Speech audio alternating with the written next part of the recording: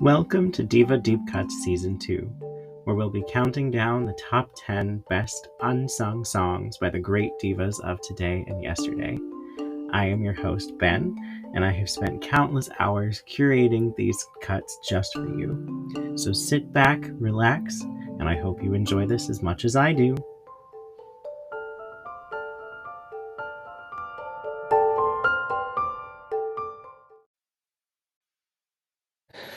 This week on Diva Deep Cuts, we're featuring the one and only Janelle Monae. I came across Janelle Monae in college originally in about 2010 when she was promoting her first full-length album but second project, The Arcandroid. A friend of mine was like, "Have you ever heard of her?" and showed me a performance of her on a late night show, and I was just floored with her move for move James Brown impression, complete with the wearing the cape and collapsing on the floor at the end. And her voice was stunning. Her dance moves were amazing. Her stage presence was out of this world. And at the time, it was mid-semester, and I was like, I need to wait until a break or summertime so that I can listen to this album without distractions. And that's what I did. And that was such a good decision because the Arcandroid paints the story of an android fugitive who fell in love with a human in the future, and that's a crime. So as she fights off the forces of the state and the empire to protect herself and her lover and not end up dead, which for an android would be dismantled or in captivity. So she has since relaxed her motif, and Dirty Computer and The Age of Pleasure were less and less continuing to tell the story of this android, Cindy Mayweather. But her musical quality has always remained high. So I'm so excited to share with you some of her deep cuts. Maybe some of you aren't familiar with her either at all, or maybe just a song here or there. So I hope you discover some great music in her immensely well-constructed, well-produced, well-sung catalog. And I look forward to journeying through this with you together. So let's dive in.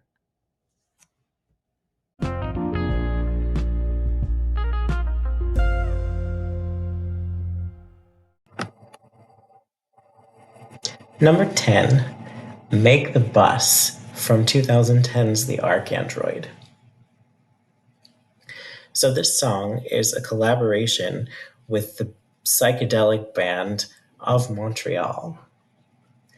And it's a weird and fun musical romp. The lead singer of Montreal and Janelle Monae sing in the same key and trade off with each other mid-line. And it's so uncanny. It's difficult to tell who is singing most of the time because the two of them mimic each other's voices so perfectly on this song, which is one of the reasons that I really like it. It's such an unusual style of duet. You don't normally hear people mimicking each other in this way. Production-wise, I think it blends the styles of the two artists very well. Like Of Montreal is very much like trippy, electronic and tinged rock. Janelle Monae is generally very soulful, but also has more of like the rock elements, kind of like Prince, but still more generally on the R&B side. So to have those kind of meld and go on this weird sonic journey together is just like being on some kind of amusement park ride, I think. It's both disorienting and pleasing at the same time. The lyrics are almost hard to make out. I'm not entirely sure exactly what this song is about, and I've listened to it many times over the years. But I think if the Arcandroid had been turned into a visual album film, that this would have been some kind of trippy scene, as Cindy Mayweather was. I think she might have gotten caught in Sweet 2 or something. I'm not 100% sure, or be like fleeing after nearly getting caught. But yeah, still, it would be an interesting, kind of like a trippy journey like Tina Turner singing Acid Queen and Tommy. That's what I think of. But yeah, it's a fun song.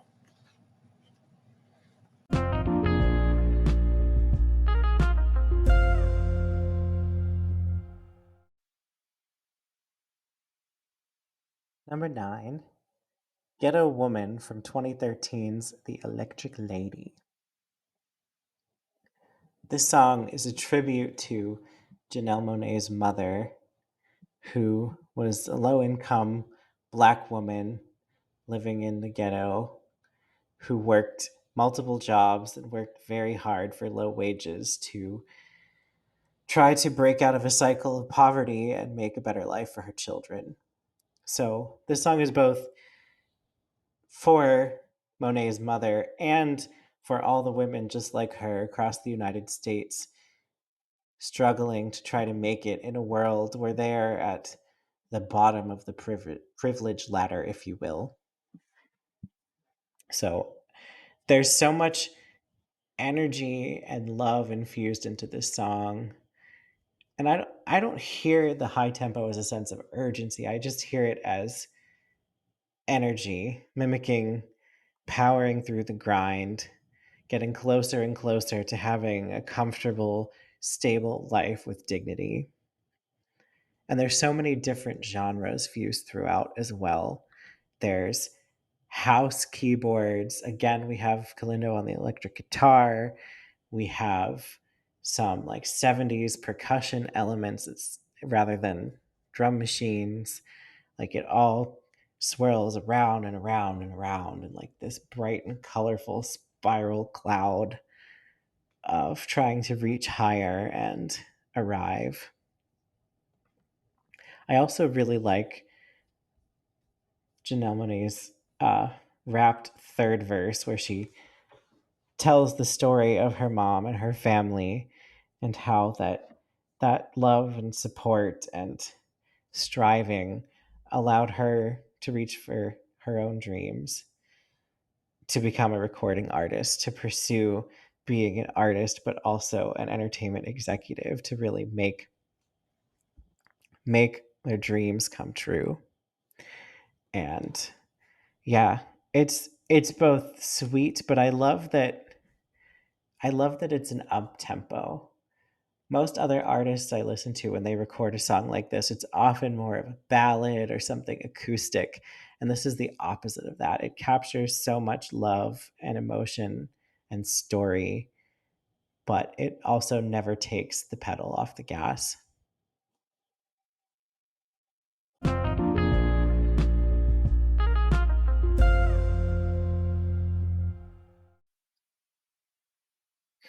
Number 8, A Dry Red from 2023's The Age of Pleasure. This song is short and sweet, literally and figuratively. It's only 1 minute and 51 seconds long, and it's the closing track on The Age of Pleasure.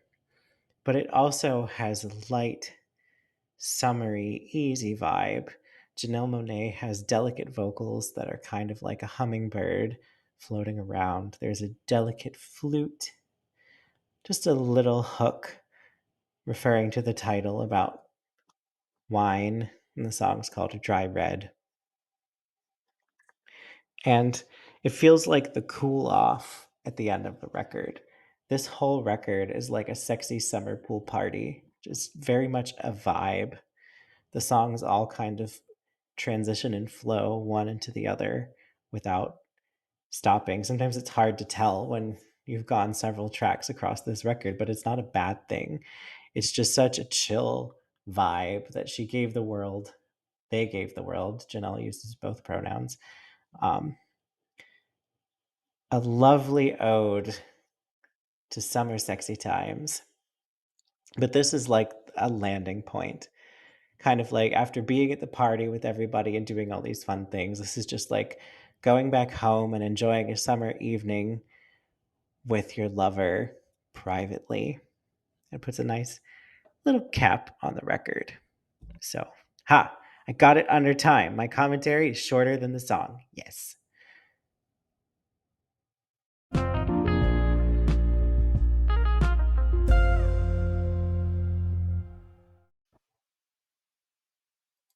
Number 7, Take a Bite from 2018's Dirty Computer. This one is so funky. Such a smooth groove. It has that fat bass line that I like. Oh, and for those who are less familiar, the byte is BYTE, like a byte of code or random access memory. This one, lyrically, I love it. It's about how Janelle Monae is a person who may not be the most palatable in terms of like societal expectations. And I almost wonder if they're singing about a white romantic partner taking them home to meet their family.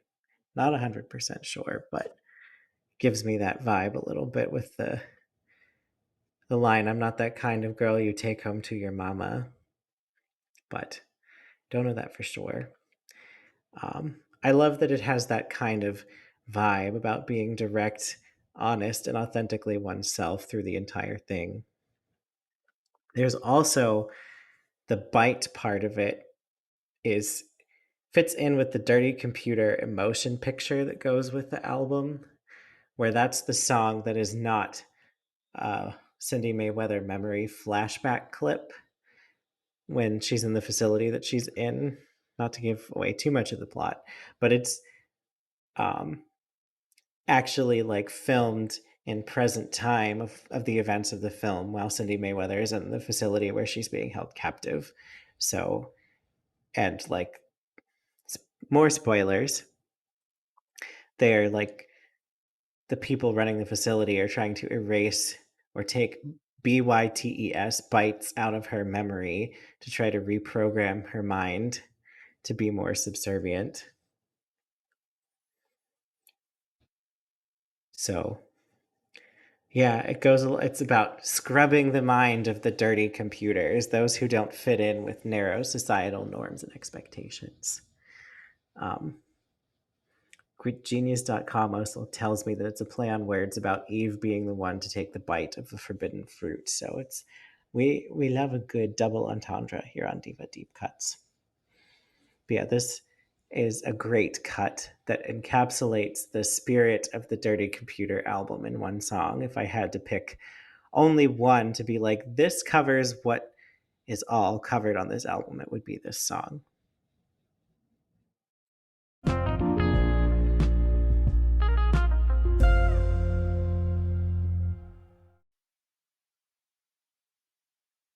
Number 6, Dance or Die from 2010's The Arcandroid. This song is the introduction to the city of Metropolis filled with humans and androids. And it's also marking all the issues and inequalities in that world and essentially pointing out all the ones that are actually happening in the lived experience of our world as well. It's a great, long, extended metaphor. So Janelle has 6 wrapped verses that both talk about the beliefs of Cindy Mayweather in trying to keep the marginalized motivated to rebel against the government and other powerful forces in their world, but also about how sustained resistance comes in all forms and is also necessary in our world. There's some spoken word intro and bridge from poet and rapper Saul Williams, who names a bunch of things that relate to all these concepts as well in almost a mantra like way. And then the chorus is about both like the coming of Cindy Mayweather to liberate the androids and how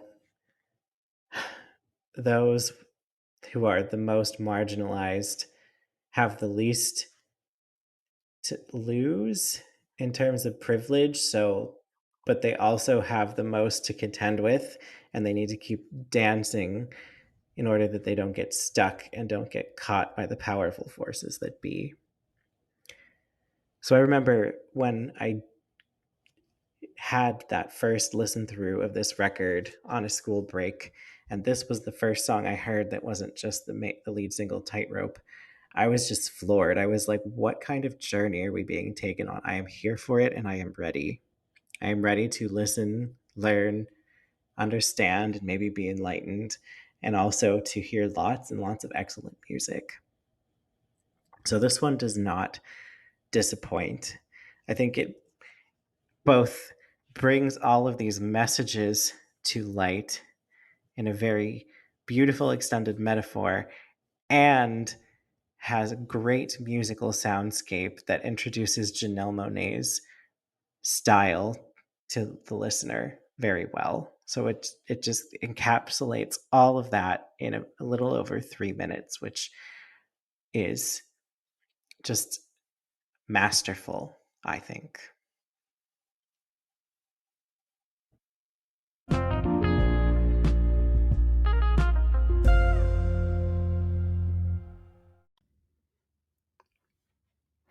Number 5, Champagne Shit and its Coda Black Sugar Beach from The Age of Pleasure.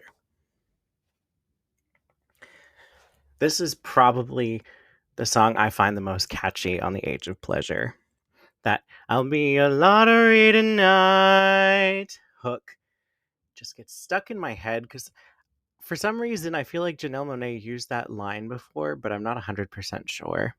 It just sounds so familiar. And I just find myself singing it just wandering around the house, which is always the measure of a good hook. But it has an excellent percussion line. It sounds very organic, very much like African tribal drums, and it carries everything forward. And then it just goes double time in the Black Sugar Beach outro. This is lyrically about, flexing, having money, making money, buying status items to show it off, and having a big party. But I like the almost flute sounding effect in the background. It sounds like some kind of woodwind instrument. Like, it's just very interesting to me how it all comes together when, flexing when you've made a lot of money, but it's also has a very like organic live band feel. Like, for lack of a better phrase, it doesn't sound expensive in the production, and yet it's still so rich and so, I don't know. It's just rich, not in monetary way, but rich as in like it's fresh. It's feels like listening to a live performance. It has a lot of elements and depth to the production, but it doesn't sound expensive and luxurious, if that makes sense. So, but yeah, it is at the top of the Age of Pleasure album for me, for sure.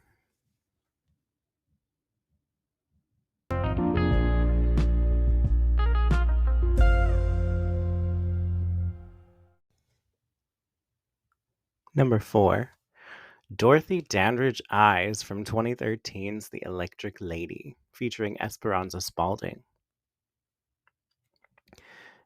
Esperanza Spalding is one of the many reasons I love this track. When I was in college, I had the privilege of seeing her live, paid for by the college as a diversity affairs field trip. So we took a bus or a college-owned van, I can't remember, down to Pittsburgh and got to see her concert that was fantastic. It had a little bit of a story to it where it opened and she was sitting in what looked like a study. And she got up and took off her shoes and started playing her bass. And then the rest of the show was like her mind and her creative vision as she was like playing and writing music in her study. So it was cool. But her voice is so smooth and velvety. And kind of like with Make the Bus, she and Janelle just complement each other so well. Not to the point where it's hard to tell who is who, but their voices blend beautifully and have a similar tone. The rest of the song is exquisite. It sounds like I'm in some kind of plush 70s nightclub, just listening to this beautiful hypnotic performance between the two of them.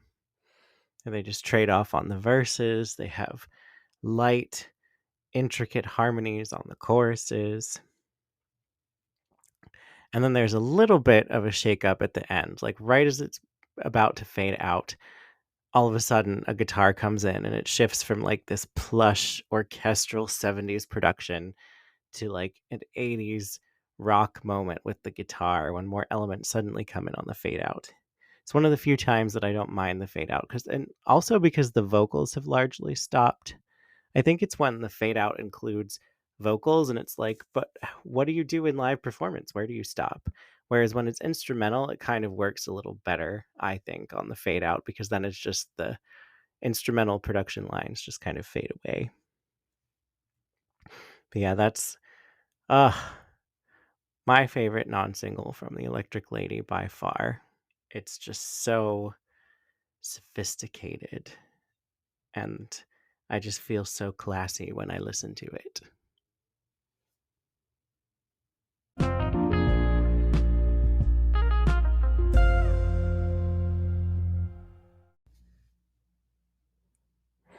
Number 3, Americans, the last track on 2018's Dirty Computer. Let's talk about the production before we get into the lyrics. The production is very bouncy with a major key.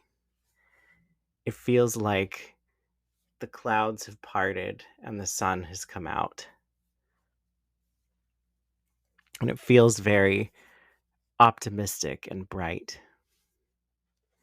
Have some higher pitched keyboards, repetitive percussion line, and it just feels like being on some kind of ride again. Maybe like on the highway on a bright sunny day. Just zoom around the curves and up and down the hills and seeing all the scenery all around if you're not the one driving. But it is an interesting contrast to the lyrics, where the first verse is Janelle Monae singing from the perspective of a conservative white man, and then the second verse singing from the perspective of a Black woman, and both how their perspectives are different, but I think by keeping the pre-chorus the same, showing that even with people who have such diametrically opposed political views, that they still have common ground if you look hard enough. But then the rest of the song has a spoken bridge from a speech by Reverend Sean McMillan, talking about all the ways that all of these quote unquote dirty computers, if we're sticking with the conceit of the album, are one day going to be accepted. I love the end of it. The last line that's like, but the devil is a liar because it's going to be my America before it's all over. After naming all of these oppressed and marginalized people and how it's not his America until all of these people can live freely and peacefully without fear of retribution and further marginalization. And so, yeah, I think maybe it's less of a contrast now that I'm kind of processing this song out loud. The song's production is meant to be the journey and the bridge to this brighter future where everybody can live in harmony with equal pay and without fear of retribution by the systems that currently oppress people. So, yeah, it always evokes many feelings in me, and I guess I guess that's clear by how long I've ranted about this song. So I'll wrap it up here, but I hope you enjoy it too.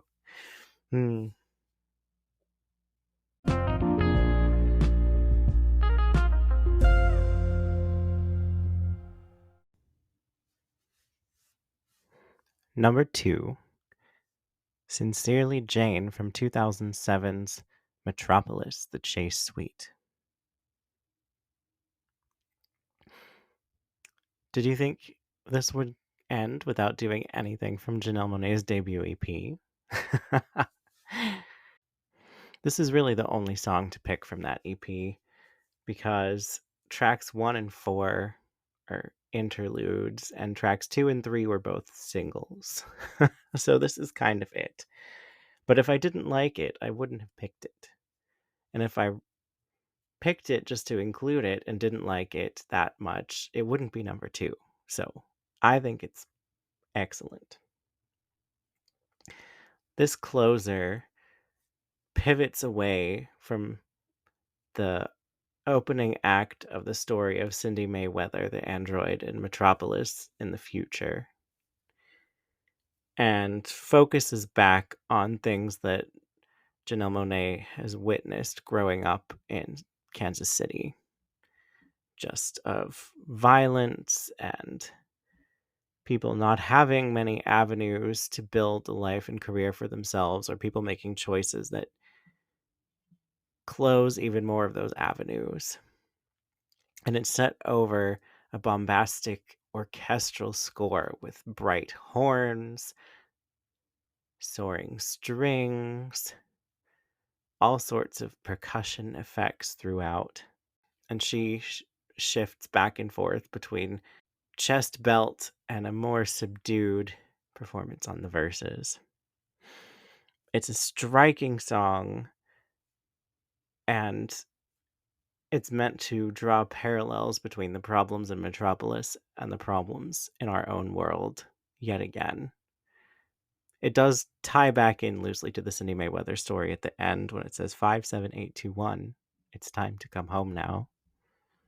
So, kind of merges the two stories together. But it's a brilliant closer. I can only imagine if I had heard this when this was her only body of work that existed, I would just be on the edge of my seat waiting to see what she was going to do next after this project, especially with a conclusion like Sincerely Jane. So, and they have gone on to do many, many more amazing things and make great music, inspiring movies, and do all sorts of things. So, yeah.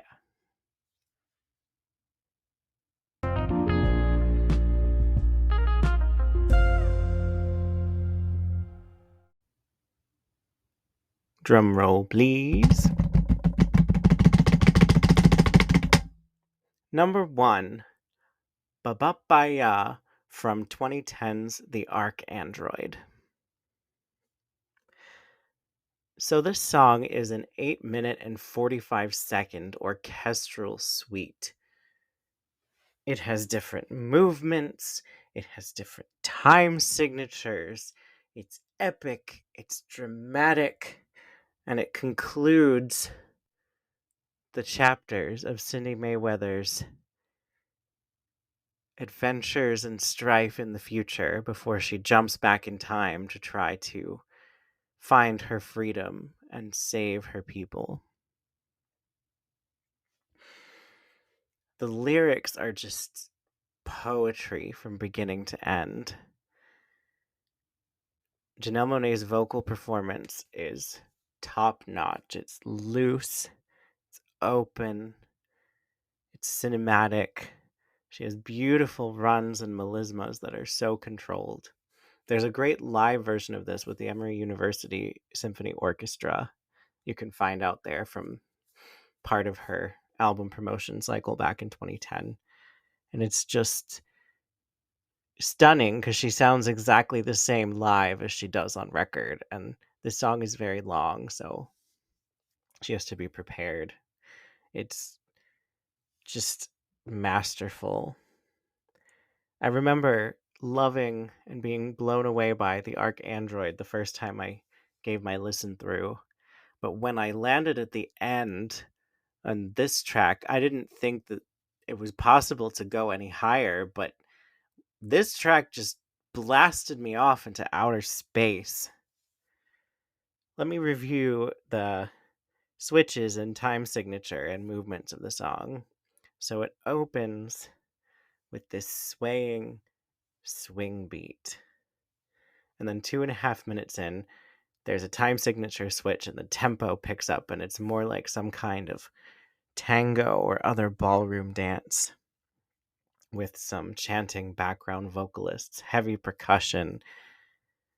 Then at 4.5 minutes, it switches again and everything slows down, and there's a dramatic bridge with some violin and then some soft oboe.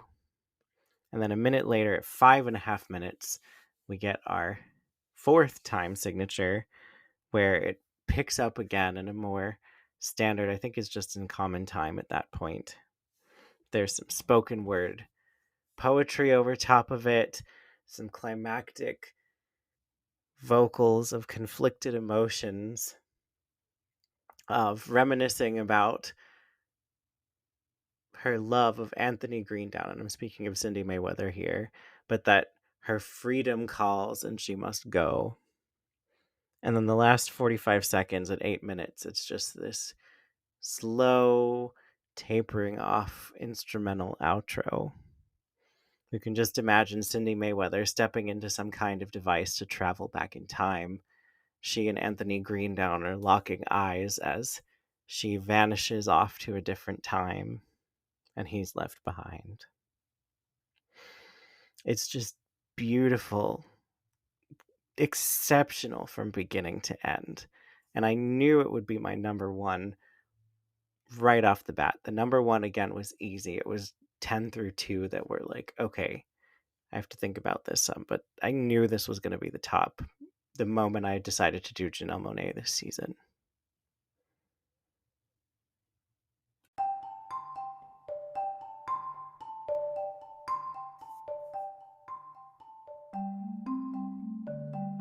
There you have it, my specially curated list of Janelle Monae's deep cuts. I hope you found something here to add to your own library and put on your playlists, or maybe some albums that you want to check out when you have some time. She has floored me and continued to floor me the longer her career has gone on, and I always look forward to see what she's doing next. And I hope that you find her just as intriguing and boundary pushing as I do. So, don't forget to visit divadeepcuts.com to check out the blog post to this episode with the 6 honorable mentions that didn't make the top 10, as well as the playlist specially curated for this episode. Once there, don't forget to sign up for the email list where you'll get links directly to the forgotten single clips, as well as updates on what's going on with the podcast and all things to do with this show. So thank you again for listening, wherever you listen to your podcast, Spotify, Apple, Google, etc. Thank you so much for joining me, and I'll see you next time.